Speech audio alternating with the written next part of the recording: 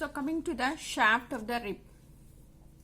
The shaft is starting from the tubercle up to the sternal end.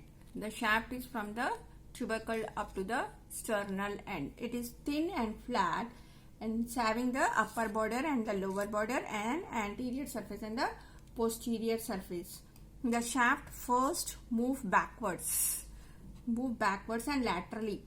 Now here it is bending. This bend is called posterior angle of the shaft.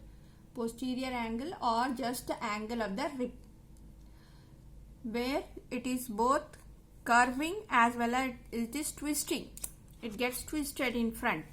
So curving and twisting takes place at the posterior angle or the angle of the rib. This curving helps the person to lie down on the back. The person lies on the ribs, not on the spine of the transverse process. Now these ribs, when in continuation with the other ribs, they form a deep gutter like portion for the placement of the lung. So this forms a gutter. So it is called paravertebral gutter, in which the lungs are present.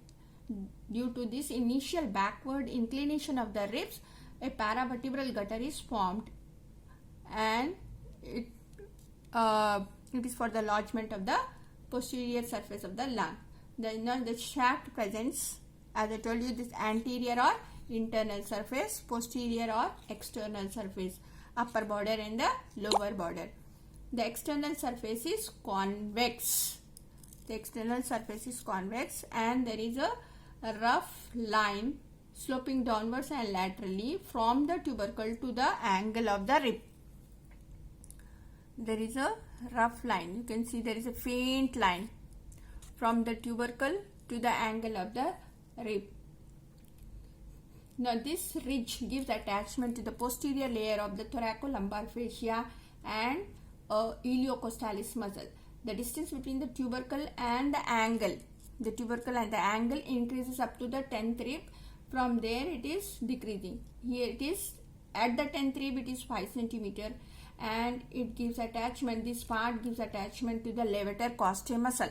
The ridge is giving attachment to the thoracolumbar fascia and iliocostalis, and below this line we have attachment of levator costae. It will elevate the ribs. The internal surface. Now one more angle